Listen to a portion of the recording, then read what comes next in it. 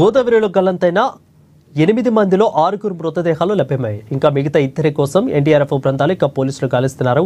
కోనసీమ జిల్లా ముమ్మిడివరంలోని మండలం కామినిలంకలో నిన్న సాయంత్రం గోదావరిలో 8 మంది గల్లంతయ్యారు. స్నేహితుడిని శుభకార్యానికి వచ్చిన వారు గోదావరిలో ఈతకు దిగారు.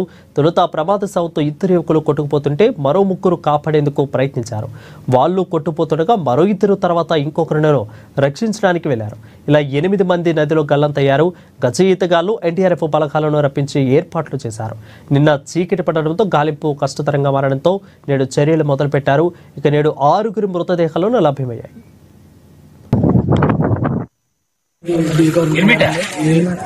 శ్రీలంకలో లోపల గోదావరి వచ్చాము. అంతే ఇక్కడ ఇలా గోదావరి రివర్లోకి వచ్చాండి. గోదావరి స్నానాలు చేస్తుంటే ఫస్ట్ కొట్టుకుని వెళ్ళిపోతున్నాడని 3 కాపాడడానికి వెళ్ళారండి. ఆ 3 కూడా కొట్టుకుని వెళ్ళిపోతున్నారండి. దాని తర్వాత 2 కాపాడడానికి వెళ్ళారండి. ఇంకా కొట్టుకుని వెళ్ళిపోయారండి. వాళ్ళు ఇప్పుడు కనిపించట్లేదు. ఎంతమంది? మొత్తం 8 అండి. ఎంతమందా?